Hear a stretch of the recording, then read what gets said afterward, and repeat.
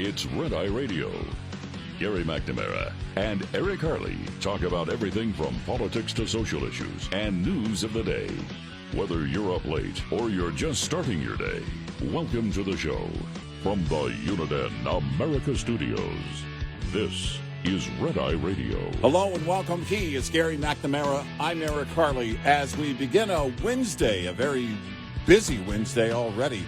Good morning, Gary. How are you? Busy? Well, I'm trying to be very careful here. All right. Very careful. I see this here. What? Comedian, well, I'll call her comedian. Kathy Griffin gets her lips tattoos. Alleged comedian. Yes. Shares swollen before picture. Oh. And so I'm looking at, boy, she is just absolutely beautiful. And I'm saying this because the last thing I ever want to be accused of is fat lip shaming. Yeah, we don't ever want to be. I don't want to be accused of fat lip shaming. So she looks absolutely beautiful there. That's right. That's beautiful. Who she is. Beautiful doesn't even cover it. Gorgeous. She should take it up a level. Gorgeous. She should be herself. And that's... Well, those lips are pretty big. It's that's her. Wow. My God, did you see? You know what it is? It looks... She knows exactly what she's doing. She did that so people would comment negatively on her. She's to the point now where I think she's even saying to herself, you know, the only publicity I'm ever going to get is bad publicity, so I might as well jump in head first. Yeah. I'm just going to help the feeding frenzy because that picture. It's like, it's a mugshot. It's not. Listen, I'm not going to say that the surgery went wrong. All I'm going to say is those lips have their own congressman. And it's a very, very big district. It's a sizable district. Yes. But we don't want to get caught fat lip shaming. That's the last thing we want to get caught on here in the show. We don't. It's clearly what she wanted, and if that's what she wanted, I mean, that's what you go for, right? I mean, yes. If you pay for that, then that's what you... Well, apparently she... now, I haven't seen the she's got her lips tattooed, so... it's swollen, the before picture. Now, I don't know why it's swollen. I don't understand the process for tattooing lips. And I will never know personally the procedure for tattooing lips. I have 3 adult daughters. I have a wife. I have 6 granddaughters, 4 of whom are in their teens, 1 is 18, and we've talked about the tattooing the eyebrows. And I didn't know that it had become, like, extremely popular. I was seeing these videos. They're TikTok videos, but you see them on other social media. And they're, whoever the influencer is, I'm like, okay, her eyebrows are really square. You're approaching Groucho Marx territory, and I'm thinking, is that for the theatrical appeal? Is there, what am I missing? Is that, because that doesn't look natural. No, those are tattoos? That's permanent? And it's, yes, because we have to. We pluck our eyebrows to shape them, and then we color them back on. Now, that stand-up bit has been around for a long time. I forget the comedian that did it. And it was somebody who was clearly a misogynist, because I remember it was a male, and they were making fun of women, and that's wrong. Very good. Very good. You're following my lead here today. Hey, listen, I just need not to get a complaint email and also a roof over my head when I get home. But I look at that and it's and then I started noticing it more, and it's like, no, a lot of people are doing that. It's like, all right, well, To each their own. I didn't know they were also tattooing lipstick. You go the wrong color on that, and, well, we don't know what to tell you. You chose purple. You're going to look like you're starving for oxygen, but that's the color you chose. Blue lips. Yeah, I don't know why you would do that permanently when you're 90. And we hope you live to that long, at least. And it's gonna look different. Talking about eyebrows, they're going to try and revive you every day. I can't remember it what he said, but it was on YouTube. I do so much, show prep through YouTube, looking at Washington stuff. Yeah. But as I'm looking at stuff going on in D.C. and what politicians are saying and all that, all of a sudden, an occasional Norm Macdonald will come up, and it was when it had to be in the it was in the 90s. That's when he was doing SNL. When the drummer from what's the REM retired. Yeah. And he's got a picture of him, and you just know where Norm's going because that's the guy with the one eyebrow. Oh, the unibrow. Yeah. I mean, it's just it's like, okay, I know what's coming. Sometimes with Norm Macdonald, it was you had to wait a few seconds to get there, but you know it's coming. The moment you see the picture, it was And the funny thing is, now that's a sign of a great comedian when you know what's coming. And you still stick around for it. Yeah. Oh, yeah. You're just waiting for the delivery, and when it happens, you get the laugh every time. It's great. And then remember, what was it? Remember when it was the fad, maybe about 20 years ago, all the women were getting, the tattoo on the lower back? Yeah. Remember that? And they were all doing it. Yeah. And SNL did something on that, and it was, they all said, like, juicy. Yeah. Remember? Right. Yeah. Juicy. Yeah. And so SNL did the evolution of that tattoo, over the years. Yeah. And it was, what do they call the time thing when they do where they, just to accelerate the time? Oh, the timeline. The timeline. And it's like, 5 years, 10 years, and it's like 30 years later, it doesn't say juicy, it says saggy. Yeah. They evolved it into saggy. Exactly. Yeah. I don't have any tattoos. You have to be careful about what you choose because it's going to be there, And it's look, if you find it, I don't know why you would want to tattoo makeup on permanently. So is that what she's doing when she's tattooing her lips? She's just lipstick. It's just going to be lipstick. I'm thinking there's going to be a tattoo. Yeah. What do you draw? What do you draw? Oh, it's just the color. Yeah. Okay. Right. All right. Yeah. All right.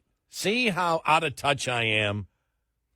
I'm an old man. We didn't do things when I was young like that. Well, I see so many of the eyebrows, the eyebrow tattoos, and you can tell because it's like a, right where the eyebrow is over the nose, that side of it. Mm-hmm. It's square. And so you can tell, you can show it. And you can see it. So it's, you want to get that done, that's fine. But just know that that's going to be there. That's, you're not going to be able to take that off at night. That's going to be there. So, all right. I've never had, ever, even when I was a teenager, any inkling ever to get a tattoo. No. Ever. And now for me, it was simple. I avoid pain at any cost. Yeah. Does it hurt? Well, yeah. Yeah. Well, but not a lot. Well, I don't care. Yeah. I'm avoiding pain. But none of my buddies, it was never a thing. What do you think? Should we get a tattoo this weekend? Let's get drunk and get a tattoo. It was a generational thing. I don't know when it started where it was like it became mainstream, but and I don't know if it's I don't think it's still mainstream. Maybe it is. Actually, I think it is because I'm seeing it on a lot of people. They go the full sleeve on the arms and everything else, and that's fine. I never had a desire to get one. But. Yeah, I never did. I always thought that when somebody wanted you to do something and the premise started with, let's get drunk and that what came after the and was probably not the greatest idea because you had to be drunk before you would contemplate doing that. Right. And I thought to myself, probably even when I was drunk, that's not Well, that's not a good way to you go. know, if you're sitting around having a couple of beers with friends, and I don't drink anymore, but in the past, well, having just a two couple a of beers, week. yeah.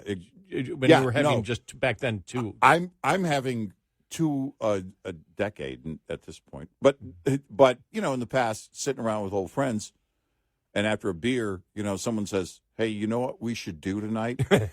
I always say, "No, I don't." I don't know at all. And for you, it was, you know what we should do tonight? What, have a third beer? Yeah. I don't know. Go to bed? It's like, get some sleep? That'd be the thing. Hey, this Friday, I'm going to get drunk and what? Go to sleep. Well, that's a great thing, this reunion I have with my buddies that I've known, some of them since, you know, third or fourth grade. Every year, and we're at that age where it's like, well, good night, guys. Dude, it's 7:30. We have an hour of daylight left. Where are you going? I don't know. It's a long day. What time did you get up? 9. Or I've got like this year I'm going to more concerts I think than I've gone to in a bunch of years. And yeah. There's actually one coming up that I believe maybe in the afternoon, and I'm really looking forward to that one.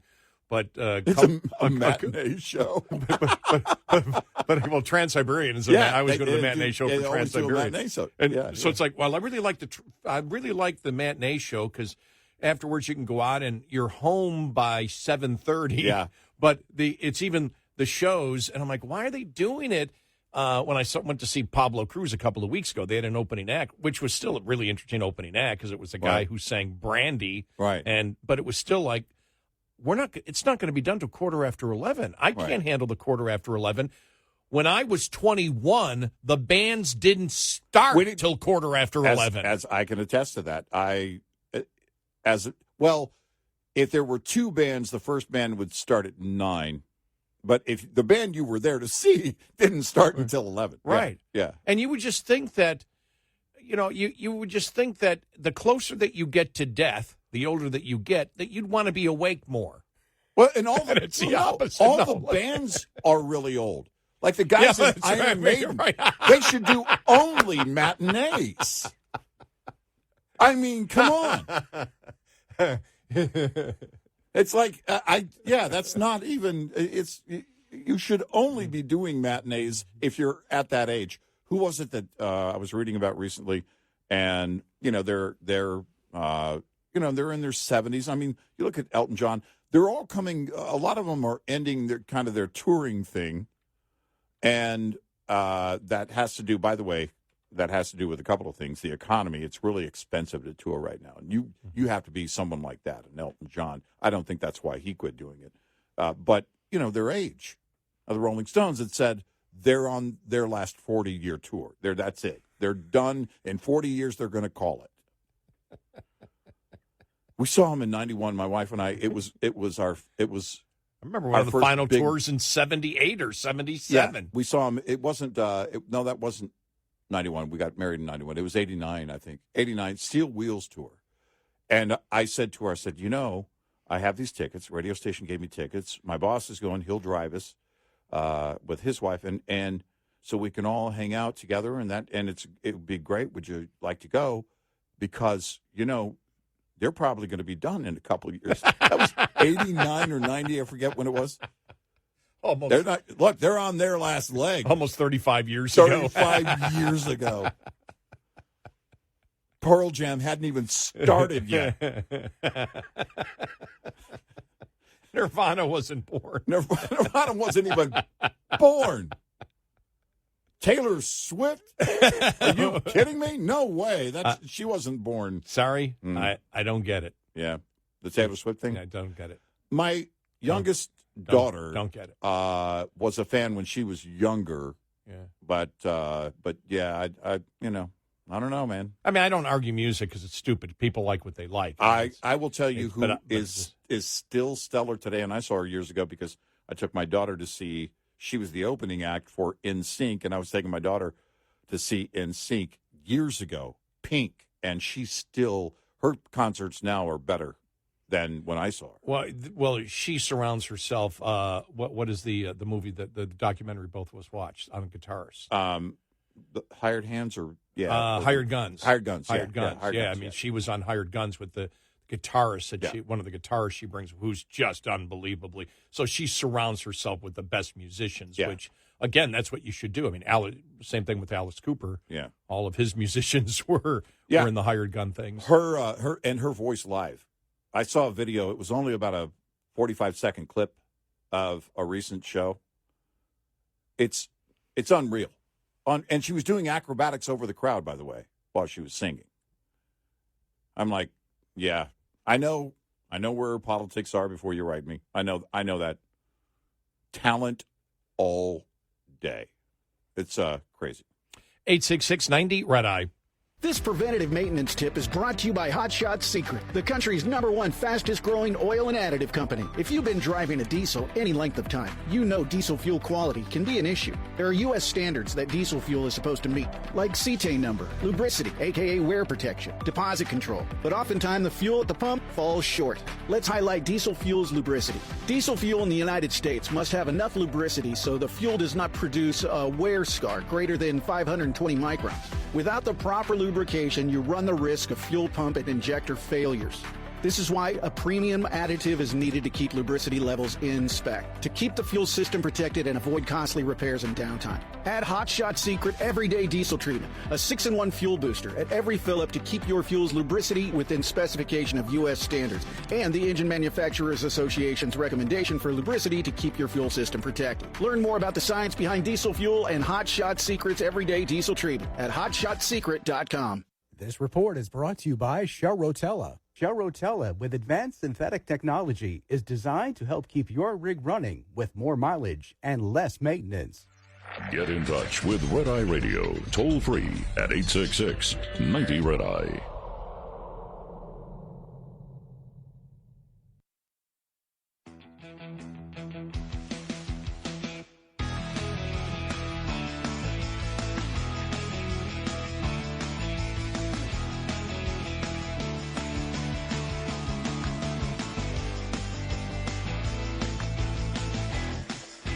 It's Red Eye Radio. He's Eric Carly, and I'm Gary McNamara. Idalia right now will be at least a Category 3, or they're predicting a Category 4. In fact, that's hurricane. been the conversation, especially over the last 90 minutes or so, that the prediction is that it will be a strong and dangerous Category 4 when it makes landfall later this morning in Florida. And the National Hurricane Center, you and I are keeping up with updates there.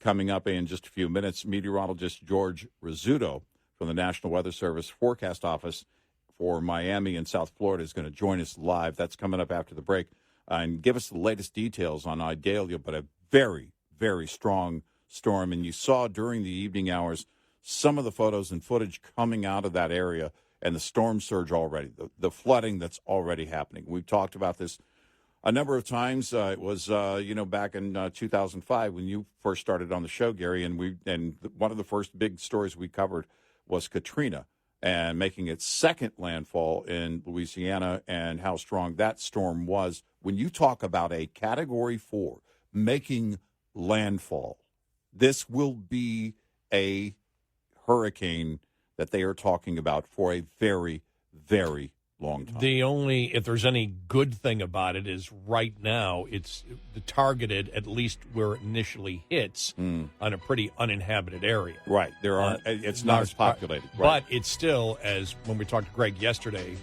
from Real Talk in Tallahassee, there's a lot of trees. You have that kind of wind, it's going to cause a lot of damage there. Yes, it will.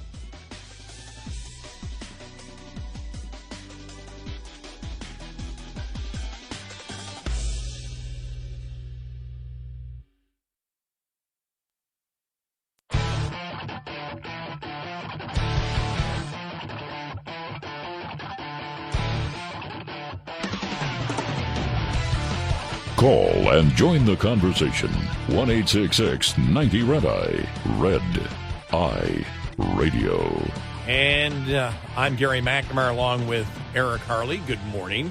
Hurricane Idalia forecast to make landfall later this morning in Florida, along the Florida Big Bend region as a major Category 4 hurricane. Let's go right now to the National Weather Service Forecast Office in Miami for South Florida. George Rizzuto, meteorologist, is joining us right now. Good morning, George. What's the latest on Idalia, and what should we expect in the coming hours?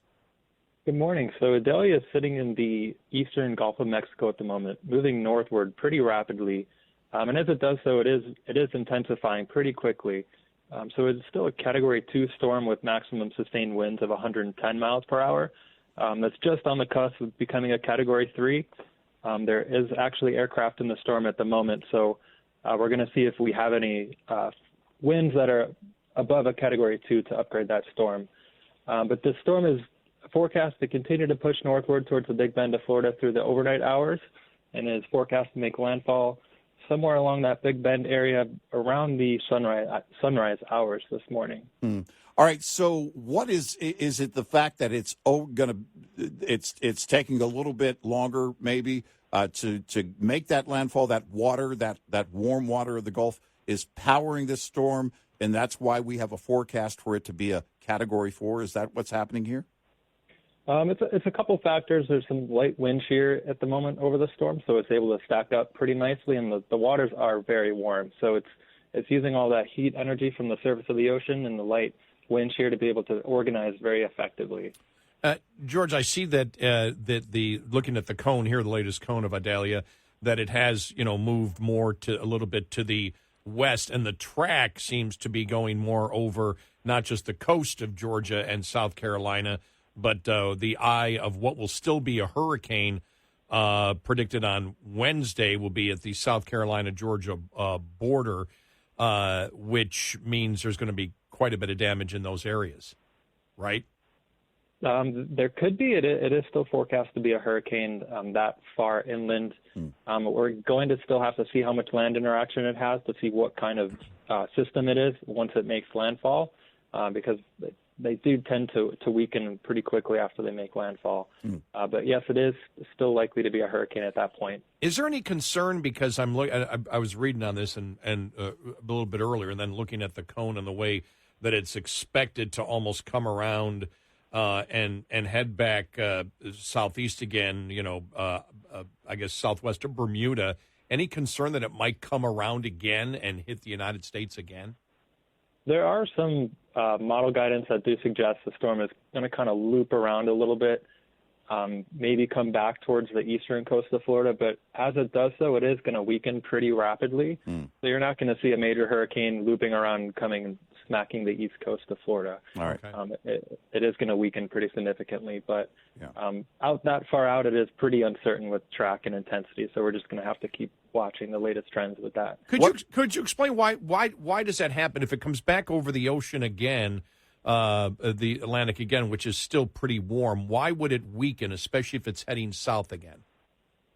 It kind of depends on the other weather systems in the area. If it's interacting with other large weather systems, it can create areas that are less favorable for development. So there are going to be areas of higher wind shear that are going to inhibit that development. What are we looking at in terms of storm surge right now up to this point, and what should we expect in the coming hours?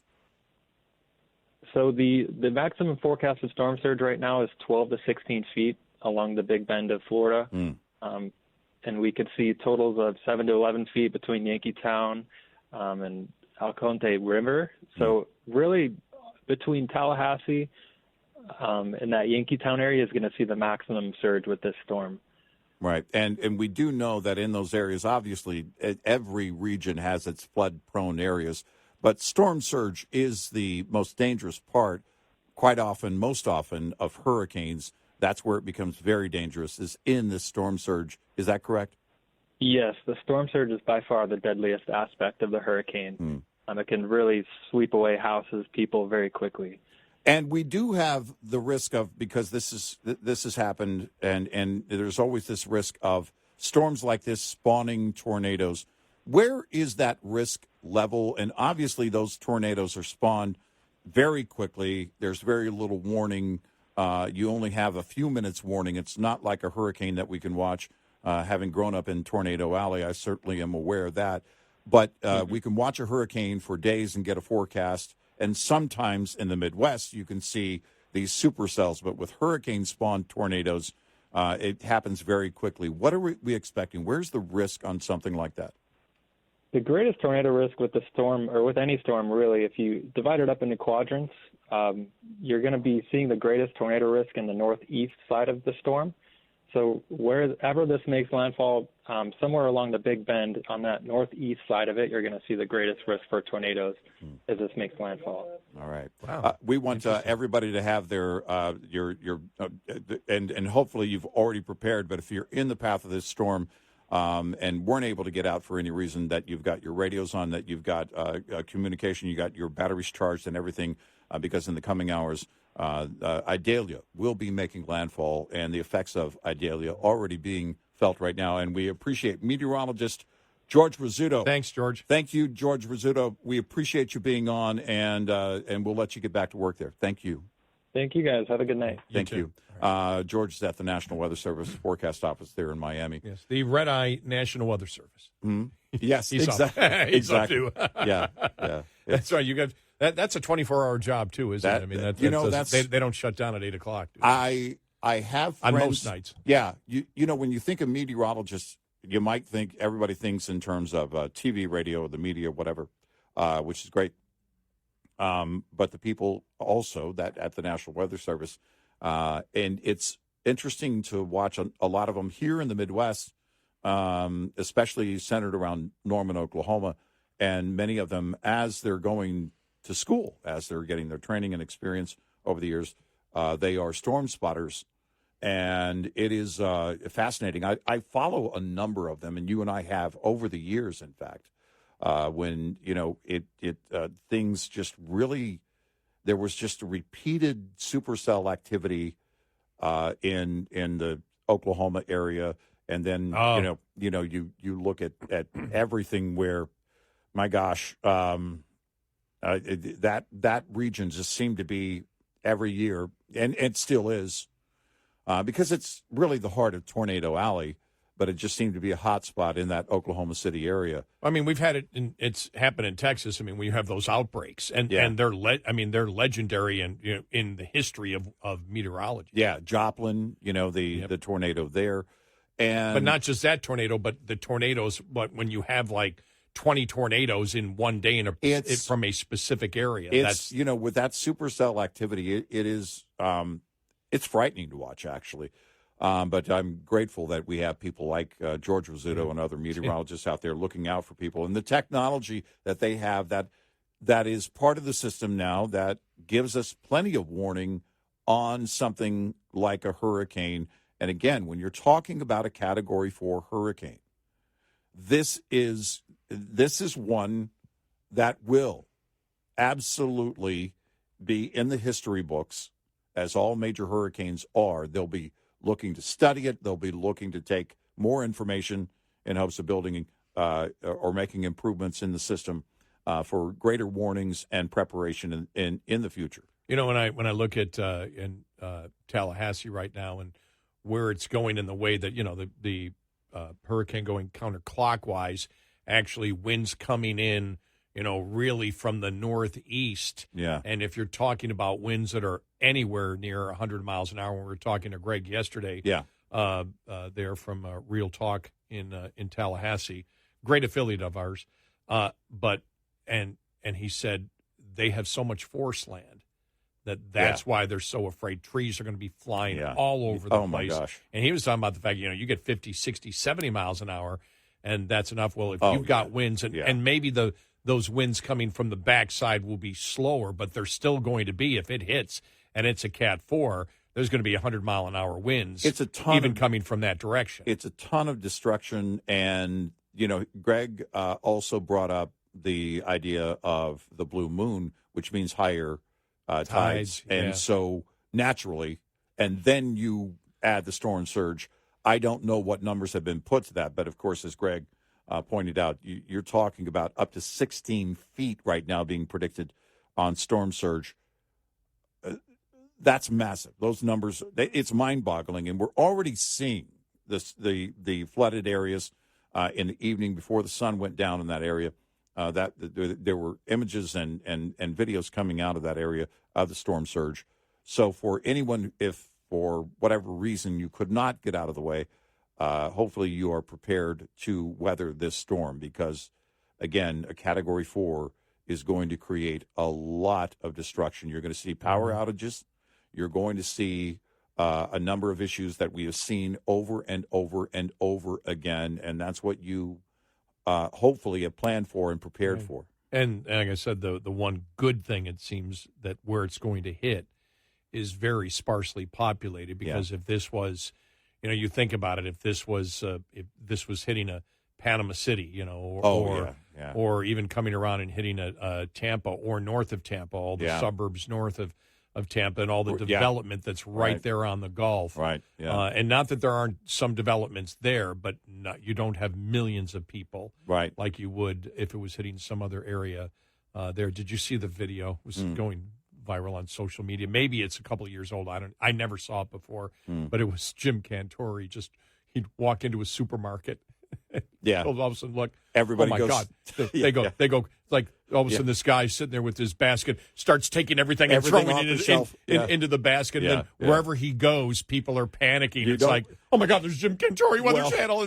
Greg Tisch said it yesterday morning. You don't want Jim Cantori in your town. Right, exactly. And then he goes to the beach, and the entire beach goes quiet. Everybody, I mean, there's hundreds of people on the beach. You look, and they go, out of the water. They're all running away from the beach. Well, I mean, it's and those are the signs. And having covered this, ourselves over the years with breaking news, and a lot of these storms, of course, make landfall overnight in early morning hours.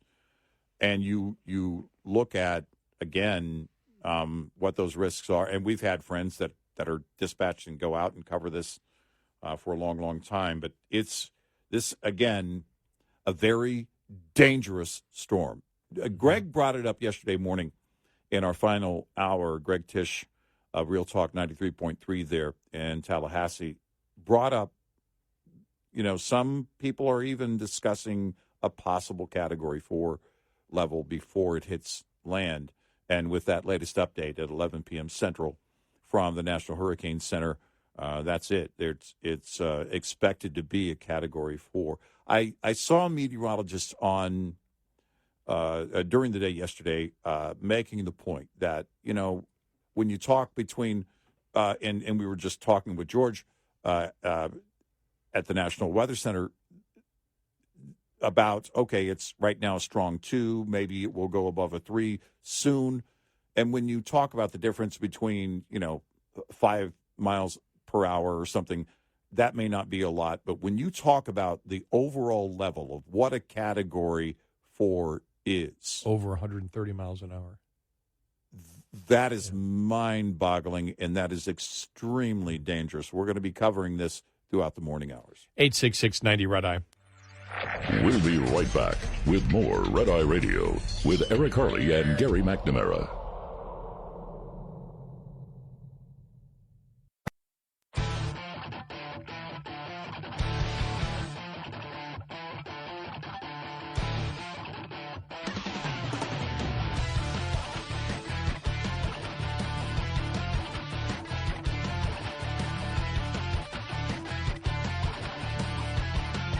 It's Red Eye Radio. He is Eric Harley, and I'm Gary McNamara. All right. Well, it seemed to blow up yesterday. Over 5,000 emails where Joe Biden uses the president uses an alias, and that's really interesting. How do you get those released? I was reading yesterday that Republicans saying, I think it was Ron Johnson saying, Obama needs to release it. Well, does Obama need to release it if you believe? Or will an impeachment inquiry allow you to get all of those records? Because the archives has admitted, they've said, yes, we have over, it's like 5,000 emails and other records, 5,400 in total. and other records of Joe Biden using an alias in communications. My God, you look at that and it's like, what in the world is in there? Why would a vice president ever use an alias on things that could be used, that he would do from his office? Because that's where the Freedom of Information Act comes in, and that's the that's the charge, right? Trying to avoid again a FOIA and other things that would basically find you out. We're not talking about a code name that the Secret Service assigned to him. My point is those actually went into FOIA. Yes, I know. FOIA, and because I think the attempt was use a name and nobody, if it comes out through FOIA, yes, no one's going to know it was him. Joe Biden's name is on so there. You're avoiding it that way, right?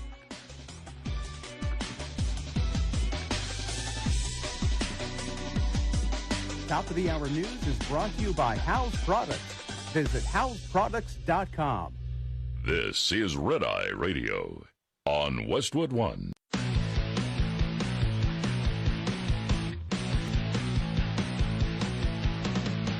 Now, it's Red Eye Radio.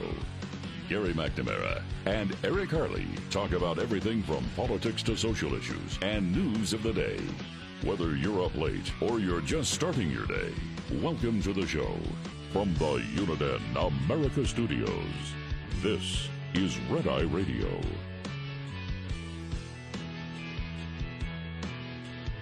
All across America and around the planet, 866-90 Red Eye. He is Eric Harley, and I'm Gary McNamara. Good morning. Thank you for being here. All right, what happened yesterday? This was just part of this was so heartbreaking. You had more Gold Star parents talking yesterday, a roundtable before the House Foreign Affairs Committee. These parents really want to get their messages out now that it's been, a significant period of time has elapsed. Yeah. And a lot of them regret not telling the president what they initially thought. These are the parents of the 13 soldiers that died in Afghanistan. And as we have stated for the longest time, the American people understand that Biden lied to the American people over and over about the whole withdrawal on a number of different areas, as we've talked about before. But I want to hear. I know we just want to hear right now from a few of the Gold Star parents. This is the dad of fallen Staff Sergeant Taylor Hoover, and just part of what he had to say yesterday at this roundtable. Then we move to 2 weeks ago. We have Biden shouting in a press conference, name me one single objective that we set out to accomplish that we failed on. Name me one. In all of our history, not one. I say to you, Mr. President, you got 13 pictures that we have all named. You got 13 that you did not accomplish.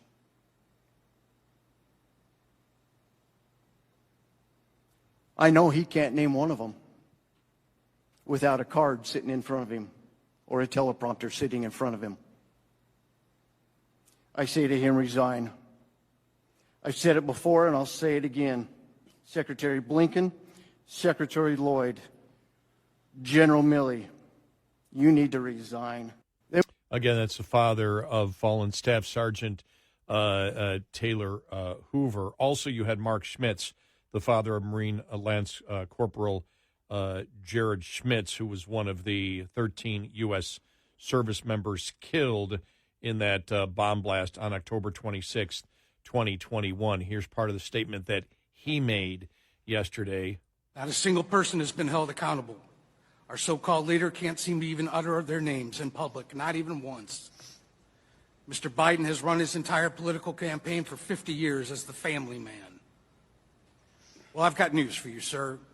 The curtain has been lifting, and that campaign slogan will never work again. We have seen what's going on in your family, and even worse, we've seen how you've been treating us as Gold Star families. And there couldn't be anything more disgusting and cowardly than the way you have treated us.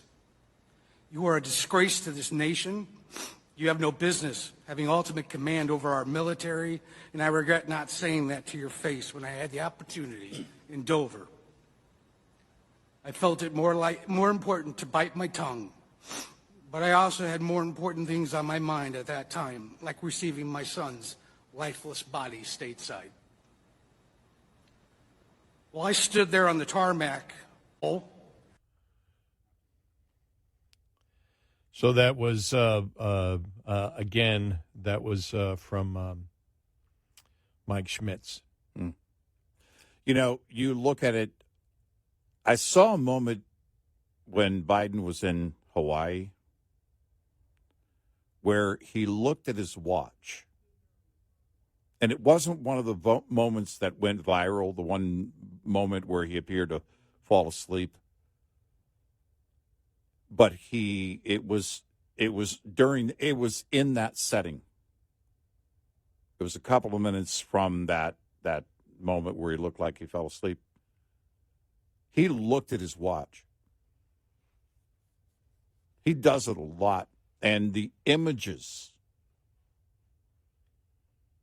of him repeatedly, as Mr. Schmidt said,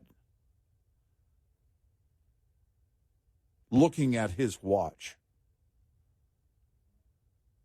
I've never believed he cared about anything but himself, Joe Biden. How you can have, and we said this about Hawaii, how can your heart not be breaking? Well, in the case of the botched exit from Afghanistan with these Gold Star families, when you're the decision maker behind it, when it was a result of your design and your failed leadership, and I hesitate using that word leadership and Joe Biden in the same sentence because he's not a leader. When you look at the failures of this, and it is heartbreaking. It was heartbreaking to our allies when members of Parliament were talking about how some of them had been over there and their comrades did not come home from Afghanistan. All of the sacrifices that were made over all of those years. And he set up a series of lies that resulted in these casualties, and it didn't have to be that way. And these families will live with this forever. These Gold Star families will grieve, and I can't imagine my frustration as a U.S. citizen. Anytime anyone, even, and you and I, approach this topic repeatedly, on so many levels, my frustrations just fire off. I can't even imagine what these Gold Star families are going through. The grieving and the frustration will also be with them likely for the rest of their lives, knowing this was by design. This was the decision-making of one guy. And during that entire summer, he was lying. When his top general stepped down and the job wasn't done yet, that should have been a huge red flag. There should have been a lot more questions as to what was going on behind the scenes. And now we know. And then when the Taliban took Kabul, and it was clearly over, and 13 service members were gone, you had to bother him to come back from vacation. He didn't say a word until he was forced to do it, and then literally turned his back on this country and those Gold Star families. in their earliest moments of grieving and went back to vacation. That's who Joe Biden is. I think about the movie Black Hawk Down, which I've never watched it. I just couldn't watch. I It's watched not the an beginning easy of it. movie to watch. I've always, and I remember talking about this. So that was 93. So I remember talking about it way back then and said, I can't watch the end of it because I can't watch, as we did then, leaving U.S. troops out to dry. That there wasn't the proper support there, to keep them safe. And to me, that should never, ever, ever, ever, ever, ever happen. And so I look at that and then I see what happened when you see, and I can't remember the soldier that was talking about what happened at that day, that they had identified the person. They had identified the person who had the bomb at the gate. Yeah. And nobody would give them the call to take that person out. They wouldn't, and there was no, and the frustration of no communication, just not responding to them is unforgivable. But it's the same playbook during the Obama years with Benghazi. It was the same playbook. Yeah. Those on the ground, those operatives on the ground, do a flyover, buzz the enemy, give us a little bit of shelter. You don't have to even drop any weapons. Do something. And they did nothing. We've had that discussion on Benghazi. Ambassador Stevens and Sean Smith, there was likely nothing that you could have done short of not sending Ambassador Stevens to Benghazi at that time.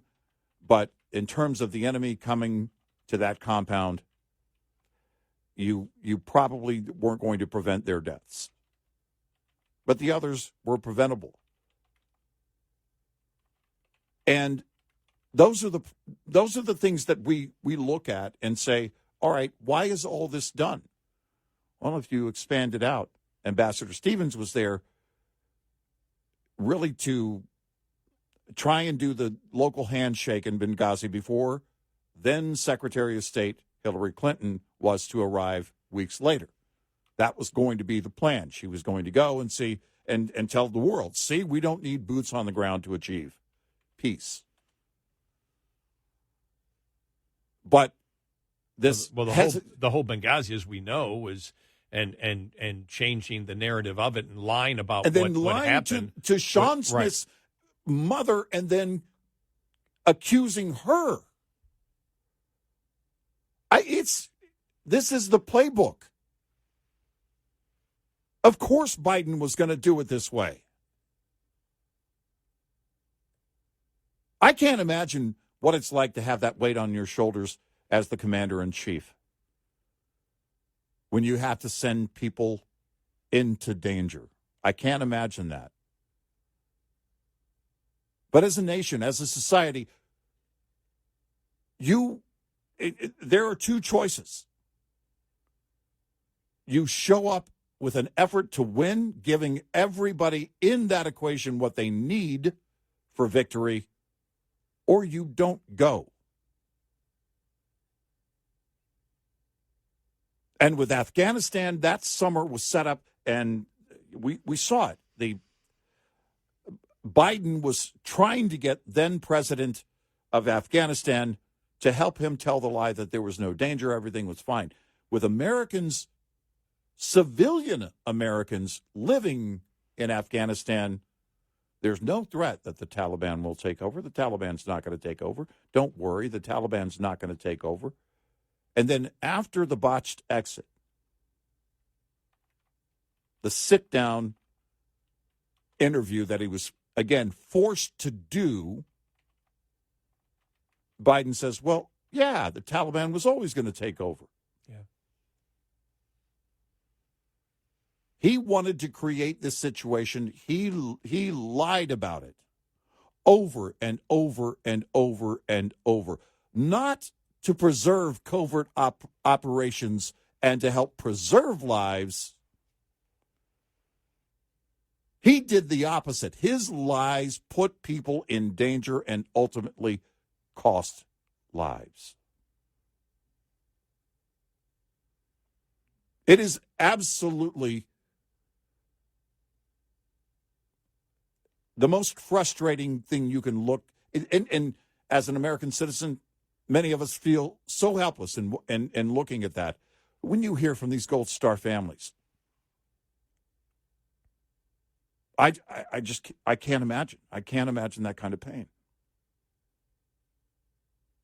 And it didn't have to be that way. Our allies know it.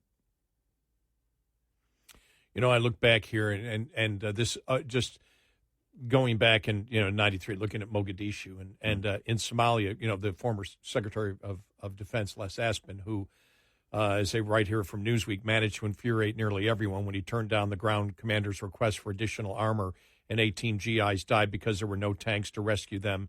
The grunts felt betrayed. Aspin's subsequent trip to Capitol Hill was a fiasco. Though he warned the White House it would be a mistake to brief Congress before setting a clear policy, he was sent anyway and was roundly denounced for the massacre. In fact, Aspin was only partially to blame for the Somalia disaster.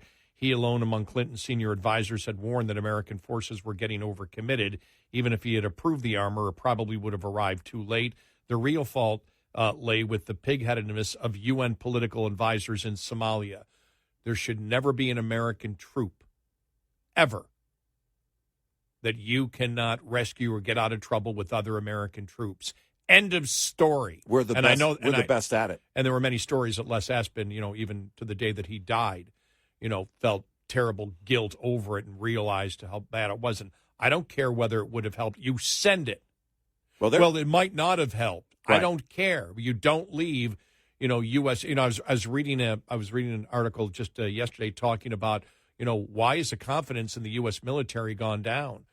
Very easy. When you've got U.S. military people speaking about the fact that 13 American soldiers died and nobody did anything. Yeah. When the commander-in-chief lies, and that in turn sets the table to get 13 American soldiers killed. Yeah. And they had identified, as they publicly have stated, they identified who had the bomb and wanted to take him out and couldn't get the order to take him out, and Americans died because of it. Yeah. If you wonder why the military is hurting in credibility, it's not because of those soldiers. It's because of the management of those soldiers. Yes.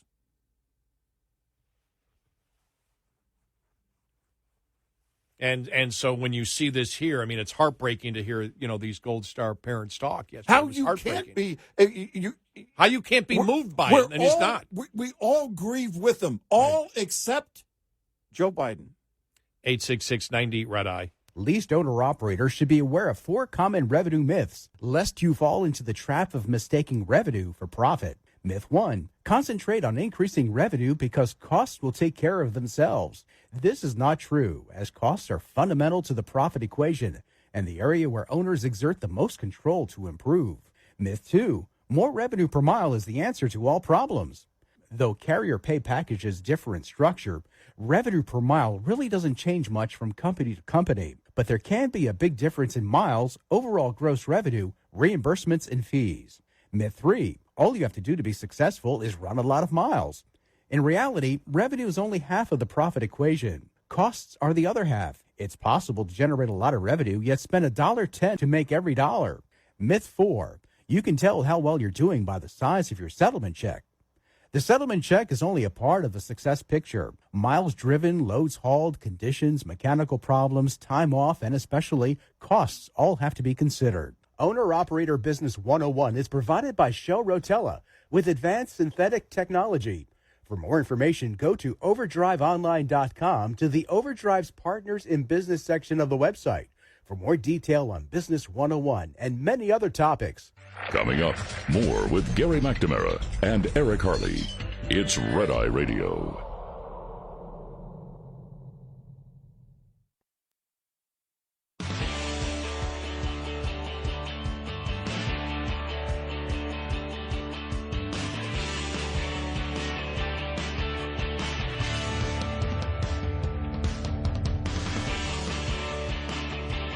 It's Red Eye Radio.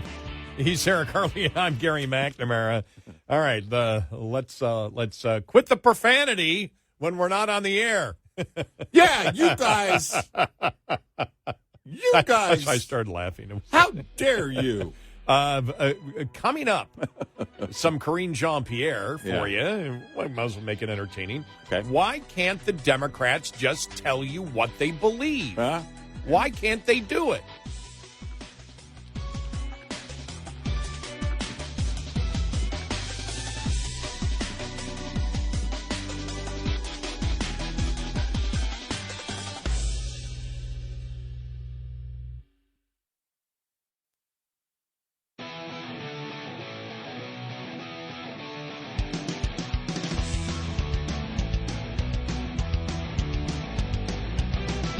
You're listening to Red Eye Radio from the Uniden America Studios.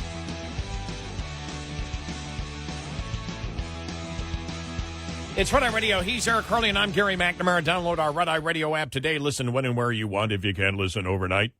Live. Did you notice how my voice got deeper as I got closer to the microphone? Yeah, blah, blah, blah, blah, blah. Let me talk in the old DJ Puke voice. Yeah. How is everybody doing today? My wife heard something on the radio. We were in the car over the weekend, and she heard this, commercial or something, and there's a voiceover guy, blah, blah, blah, blah, blah. And then she goes, rah, rah, rah, rah, rah. And I said, hey, don't make fun of my voiceover brethren. Well, when you talk like this, even my father doesn't know anything about radio. I mean, he knows I'm in it, but he knows what that's called. He's a lot like me. My dad knows what that's called. My 97-year-old father, if you say, well, hello, and how are you today? Hey! That's called puking in radio, just so everybody knows. That's the inside radio term. Yeah. That's called puking. Hey! Yeah. I don't know what that's called. Yeah. Hey! Hey! That's a form of is that a form puking. of Yeah. Is that a form of puking? Hey! But at a different it's octave.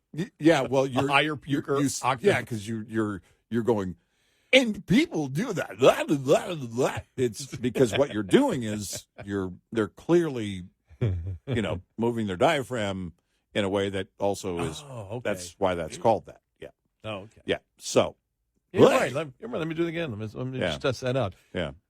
And how are you today? Oh, yeah, you are using I am using my diaphragm there. That's okay. Yeah. That's why it's called puking. Yeah, exactly. There were a few voiceover guys who could really make it happen. They get away with it, yeah. Or they did legendary like movie trailers and stuff like that. They could actually make it work. Everybody else trying to mimic them sounded silly. When I worked in Fort Walton Beach, Pensacola, and he was very well known there in the 70s and 80s, also Mobile, Alabama, great personality. Oh, man, he passed away a few years ago. Dangerous Dan Patrick. Oh, yeah. And his voice, not the Dan Patrick from ESPN, but Dan was just a Gulf Coast guy and loved living there. And I remember telling him one time, he had such a deep voice. I mean, his voice was so low, and he worked afternoons for us. But his voice was so low that at the end of the show, he would say, goodbye, but he would just say bye. But his voice was so deep, he would say, this is Dangerous Dan Patrick. Bah. And I would get calls because I was the program director of the station. Could you please tell your afternoon guy not to burp at the end of his show? Yeah. His voice was so deep. It was like, yeah. So, but he got away. That was his natural voice. And you know what he told me one time? Because I said, boy, man, to have a voice like yours. He said, nope, you don't want a voice like mine. I said, why? He said, because if you go far in your career someday, he said, it's very tough for me. And it was a great point. He said, it's very tough for me to show emotion. He goes, your voice goes up and down. You can get your voice high. You can get it down lower. He said, you're able to show emotion on the air. Yeah. And I can't. He said, so there's this whole thing called a radio voice. Yeah. He said, and it sounds great, but if everybody had a radio voice, there would be no difference. He goes, you notice a lot of the personalities out there that are great personalities. He said on morning shows, and this is going back to the late 70s, early 80s, he said, a great modulation in their voices. And I noticed that in stand-up comedy from a lot of great stand-up comedians. It's how you convey emotion. Yeah. You convey your emotion by how you can change the tone and level of your voice, especially if you can do it in a natural way. I went, wow, that. that's really... I get that when people, don't know what I do for a living. What do you do for a living? Radio. Oh, you got a radio voice I get for that sure. Too. I never thought I had a radio voice. And when someone is just getting into radio, some of these young people, and it's like, yeah, but I don't have a voice like yours. Oh, no. Don't worry about that. That's not what people are listening to now. If you listen to voiceover now, it's more of a natural, it's a natural everyday sound. You're trying to make that connection. Unless it's an action movie. Well, that's it. But, a lot of the trailers, they don't have much voiceover in them. Yeah, that's true. Yeah, it's great point. Yeah. But like all the concert ads back in the day, Bill Young, the late Bill Young, was the guy that a lot of us in radio, in terms of voiceover, wanted to be or emulate. We wanted that kind of, the Texas Jam. He did so many legendary rock concert ads. I know his voice. Under the Texas Stars. I mean, he had this.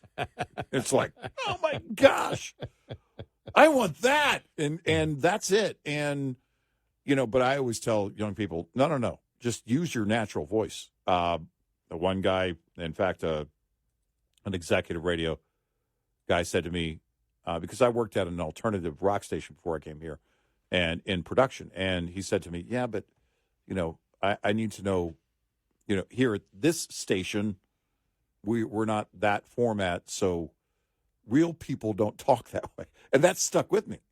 And, especially in today's world with podcasts and everything else,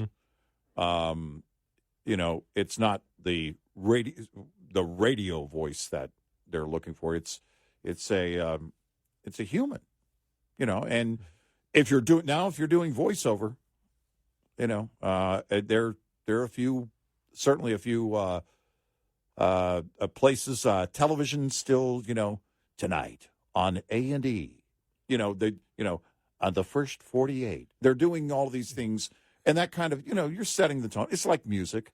You're setting the tone, but that's not, there's in terms of if you're wanting to do kind of your own thing, your own show or whatever, and you're getting into audio. You said this, I think you and I talked about it off the air, and there was a person, and you said, look, if you want to get into it, start your own podcast, because you can do that right now without anybody having to hire you. Get a little bit of a setup and start your own podcast. Put it out there on your social media so your friends and family will find it, and talk about the things you're passionate about. And then, if it parlays into radio or a bigger podcast or whatever, then talk about what you love. Get a camera and a microphone and put it on YouTube. You might only get 50 listeners. I said, but you have a choice. You either go to the small markets. Yeah, which is a tough way to. That's how I did it, and it's extremely really tough. It's extremely tough. It's tougher now, right? Yeah, but if you wanted dabble in it, put together a podcast. I'm amazed the number of podcasts from just average people who have no broadcasting experience covering their NFL teams that they love, and I've noticed it has just boomed in the last few years. I'll turn these things on, like, I have no idea who these people are. Who are they? I mean, then you realize they're not radio people doing a podcast. They're simply just normal people saying, hey, I can do the graphics. I can do the graphics behind me. It's easy to get a podcast set up, and I can just put it on YouTube, and there I am. Yeah. And then, if you're really good at it, then somebody may hire you down the road. Well, I mean, and meanwhile, you're working a job where you're actually making some money. I spoke to a class a few months ago, St. Ambrose University in Davenport. in the Quad Cities area. And it was a podcast class that a friend of mine, Dave Baker, teaches, and it was very interesting.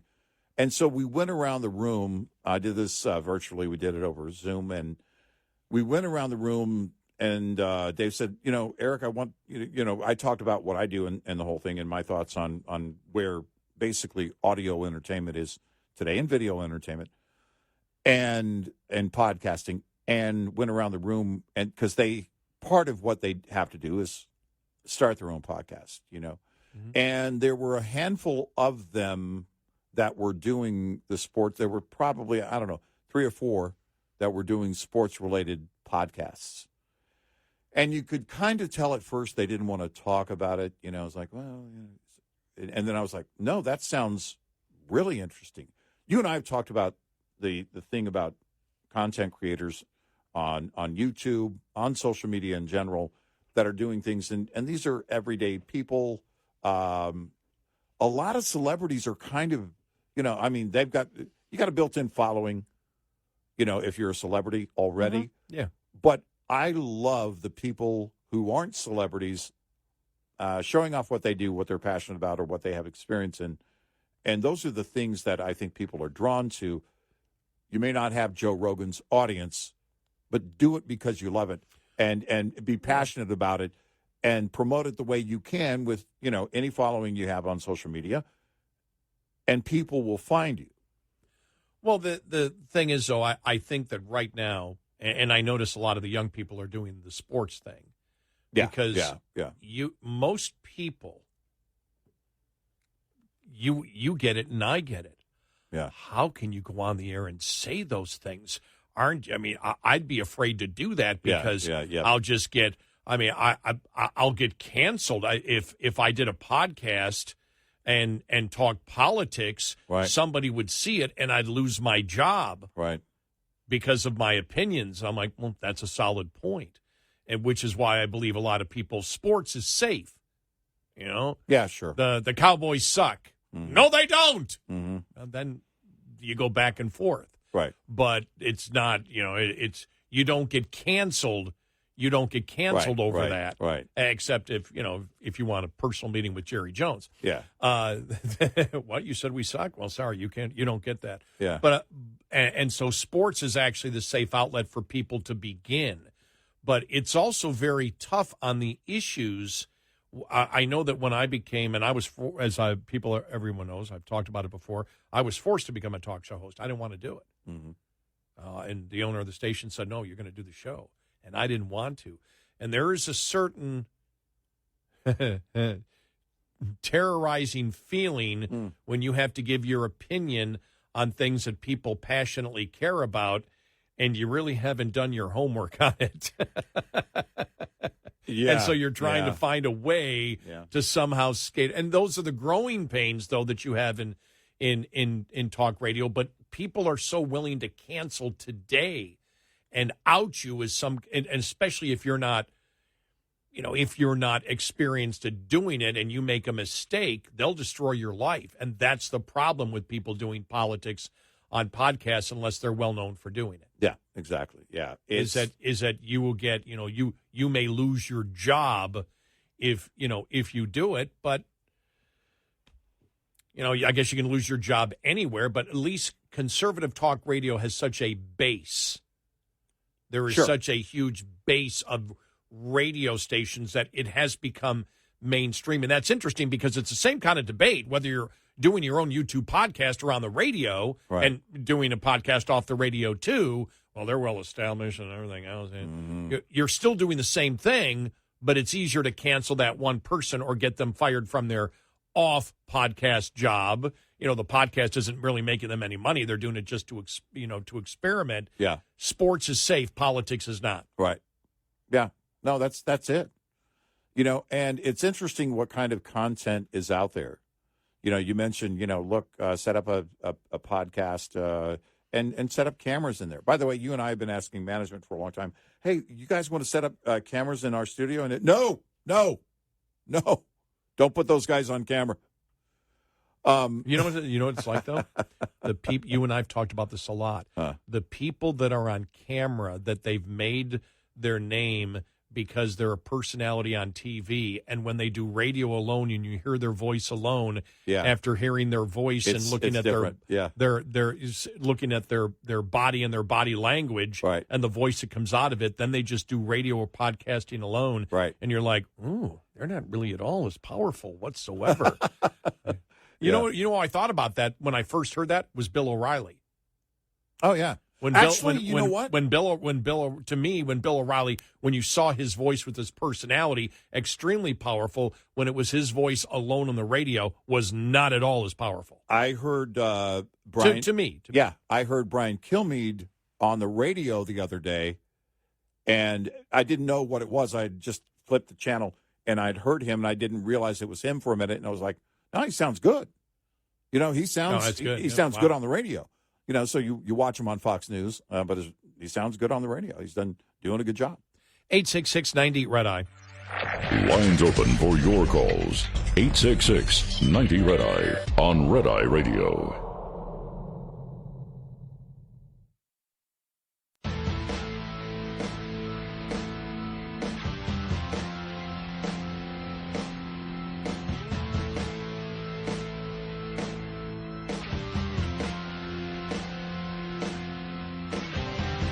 It's Red Eye Radio. He's Eric Harley, and I'm Gary McNamara. Coming up following the top of the hour, we will get to Karine Jean-Pierre and just ask, and this is a serious question, because I can't imagine being heavily involved in politics or opinion and not giving your opinion. Not being able to give your opinion or not wanting to give what you actually believe to the public, and Democrats do that consistently. We'll have an example coming up.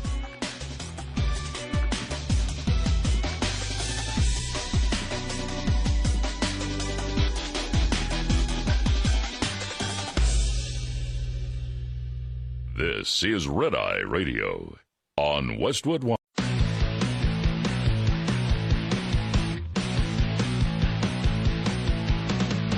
Now, it's Red Eye Radio. Gary McNamara and Eric Harley talk about everything from politics to social issues and news of the day. Whether you're up late or you're just starting your day, welcome to the show.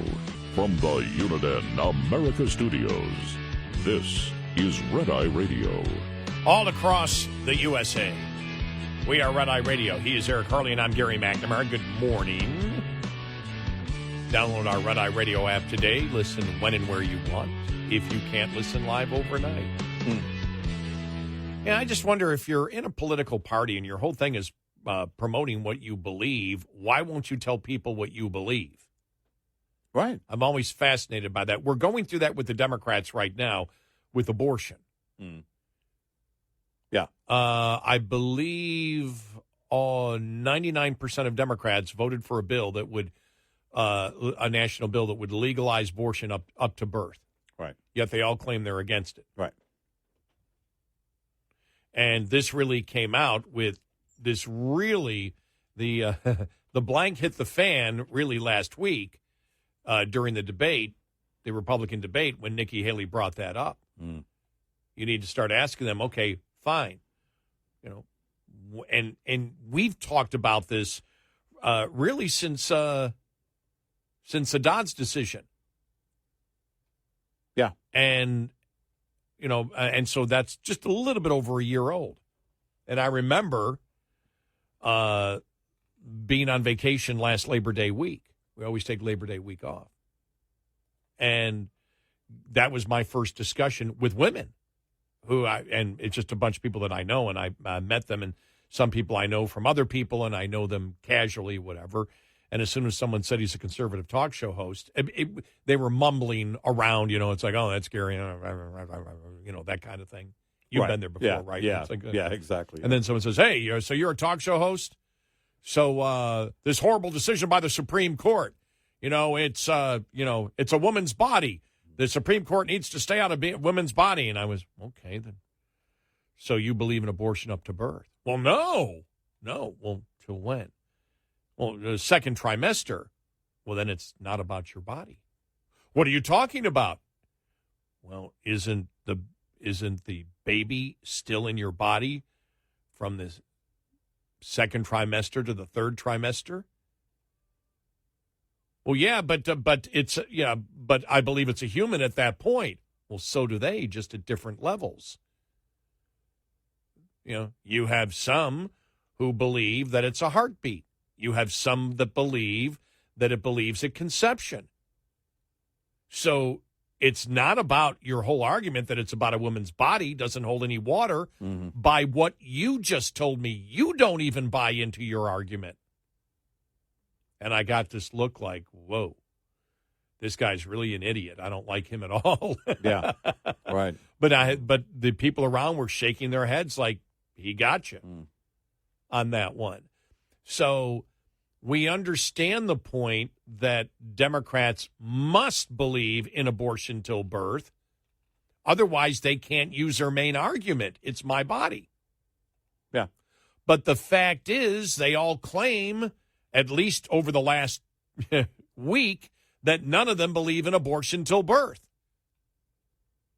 And Nikki Haley asked the question last week, well, then up to what point? You need to answer that question. They can't answer the question. And I also brought that up, and I said, you can't define when life begins, yet you want the Supreme Court to. Well, and we brought up that yesterday on the show, and I think we were commenting again on Nikki Haley's comments, and this is where the Supreme Court left it. The Supreme Court said, we can't define where life begins. You have to, through your elected representatives. And if you can't define when life begins, where's your argument? Well, and that's it. And then you, as you pointed out,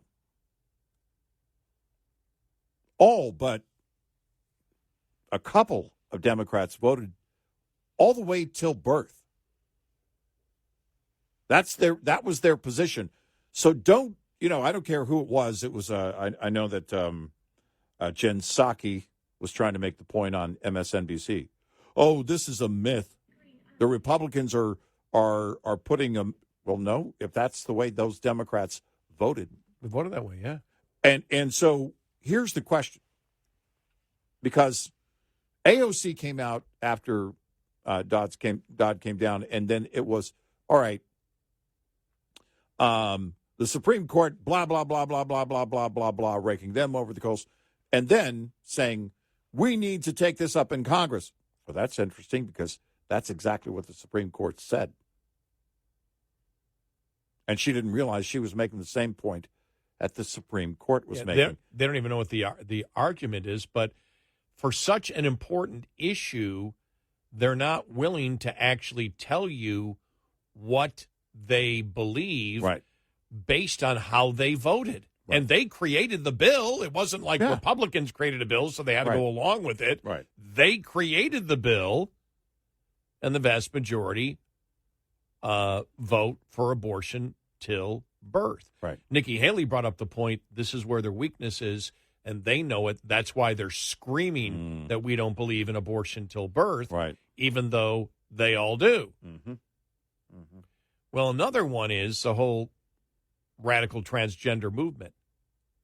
This is Karine Jean-Pierre yesterday being asked this question about the transgender movement and what the White House, what the president actually believes. Here we go. Karine, question on the big election topic, transgender rights. Former Governor Nikki Haley and presidential candidate says, quote, the idea that we have biological boys playing in girls' sports, it is the women's issue of our time. Does the president agree that this is a women's rights issue? So we've talked about this many times. This is the Title IX specifically. Look, and again, we've talked about this multiple times. Don't you love how she talks, how she does that all the time? We've talked about this multiple times. We've covered about this multiple times. We've talked about this multiple times. And yet... Presidential candidate says, quote, the idea that we have biological boys playing in girls' sports, it is the women's issue of our time. Does the president agree that this is a women's rights issue?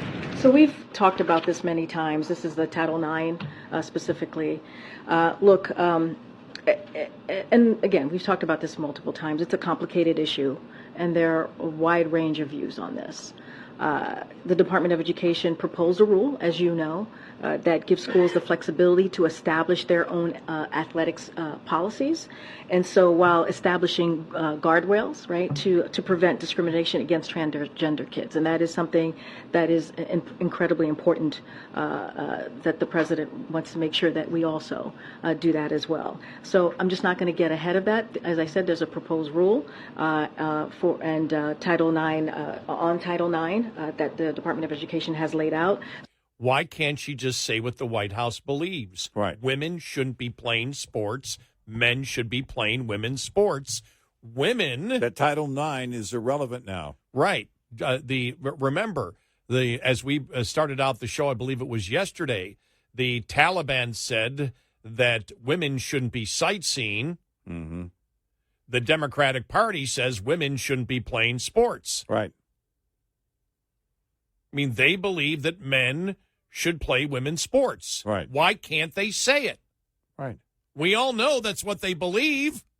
It's how they're acting. So, Democrats, why don't you demand that your politicians, when they vote a certain way and they enact legislation that does something, why won't they own up to the fact of that's what they're doing? Look, Obama started it. Biden's continuing it. They have changed and wish to change the definition of a woman. They cannot even define what a woman is. By the way, I want to be clear. We talked yesterday about the sorority in University of Wyoming. Right. And the judge's ruling on it. We had just gotten it.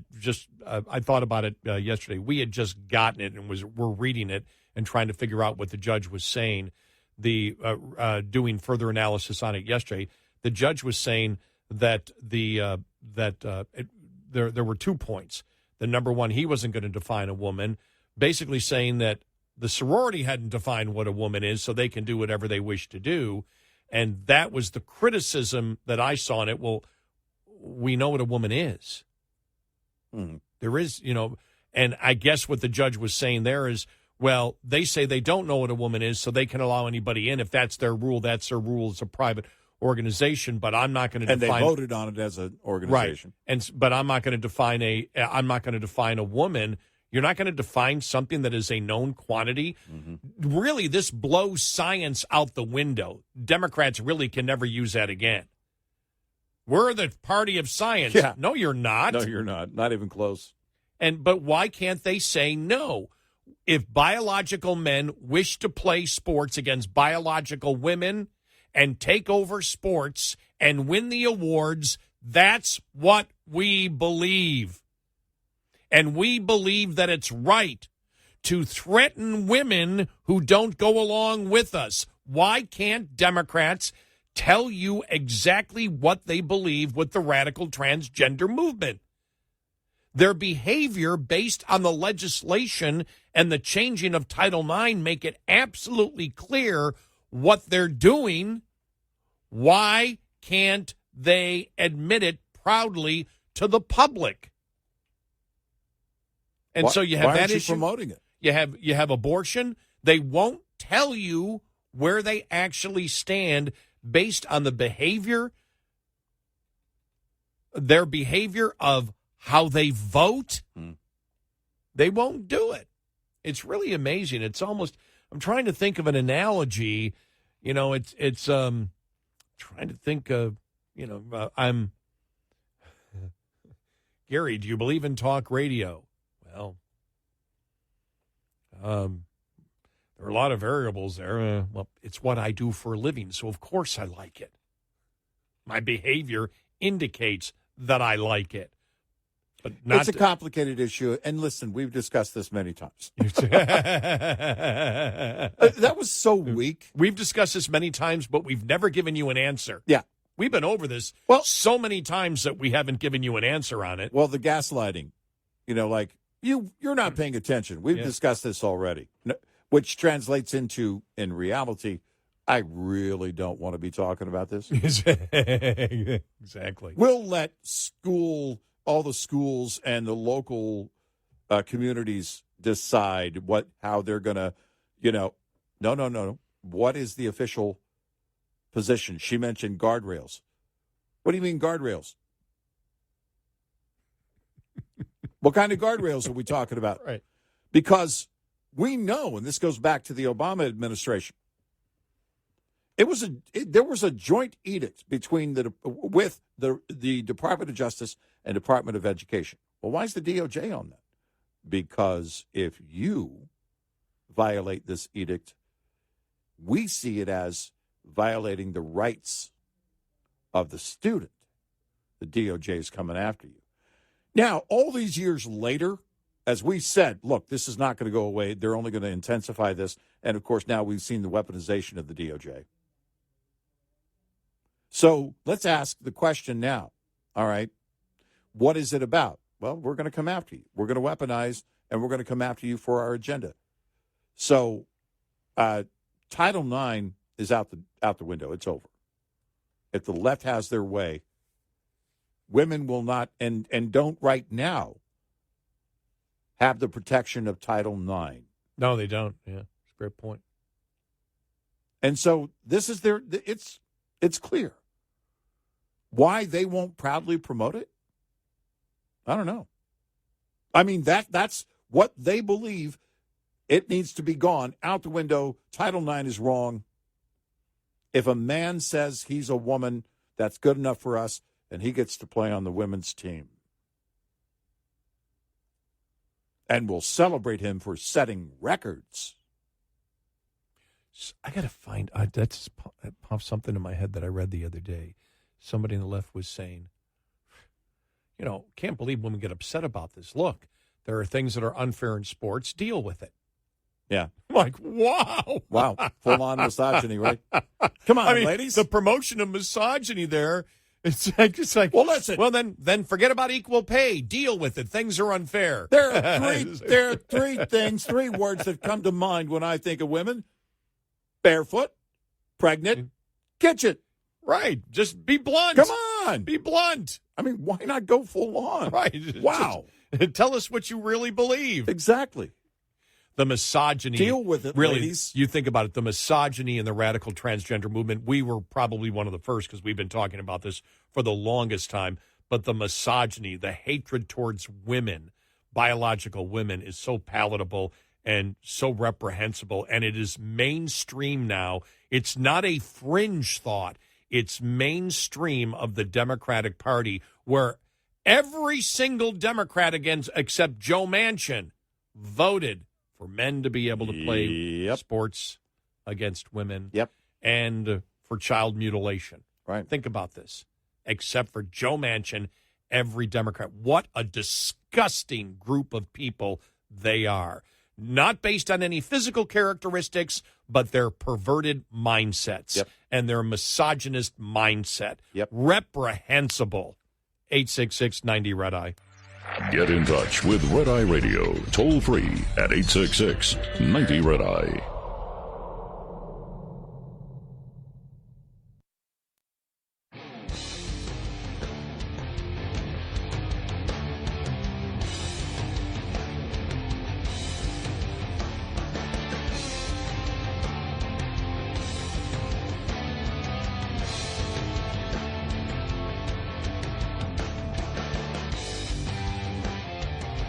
It's Red Eye Radio. He's Eric Harley, and I'm Gary McNamara. Coming up following the bottom of the hour, fake names, numerous fake names Biden is using. Reading here, Bud Light sales continue to crater as other beers widen their lead as better-selling U.S. beers. Yeah. So apparently, the imagery of Kid Rock drinking the Bud Light a couple of weeks ago hasn't changed anything. Guessing not. I was thinking about it. I thought, Anheuser-Busch might have to go through an entire rebranding on Bud Light, not the entire company, but on Bud Light. I haven't seen the numbers on the sales of other products under Anheuser-Busch. Mick Ultra, Budweiser, and any of the other products. But no doubt that blue can, something's going to have to change, I guess. If you're going to wait out, this whole thing, are you expecting it to be behind you and that ultimately generate the next generation, whenever that is, starts to embrace the brand again? Or do you relaunch something? I can't imagine on that level the discussion's going on right now, but it's possible that you take Bud Light out of the group and it's like, okay, now launch something new, and it's Budweiser less. I don't know what you call it, but it's, you launch something under the Anheuser-Busch umbrella to take back that shelf space. Could a government recommendation help? You're limited to 2 beers a week, but you can have 4 Bud Lights. Yeah. Or might that change people's thought process? Right. Yeah. Or if you can have 2 beers a week, as long as you can have more than 2 beers a week, as long as you support our agenda, and as long as you're drinking this beer.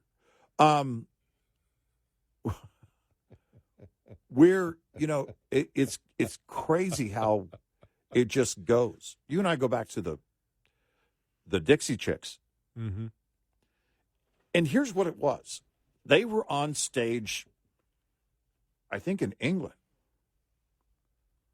And they said something like, "We're ashamed to be from." We're ashamed to be from the same state that George W. Bush is from. That's so mundane compared to what happens today. It's crazy. That's a great point.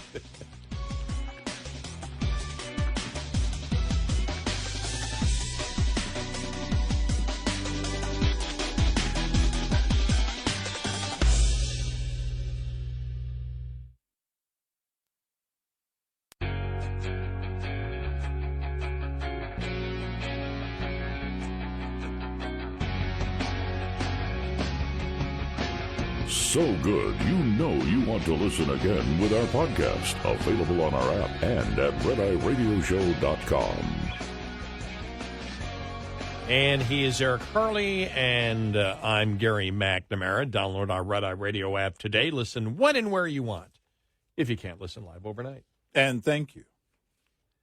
So looking here at this is when you think about this, what a story. I mean, you want to amplify what's already gone on with Joe Biden, but the new story about over 5,000 emails where he uses one of 3 aliases. That's amazing. And here's my question. Who knew, outside of Hunter and Joe, and anybody else on those emails, who knew? How many people inside the Beltway knew? Because the story is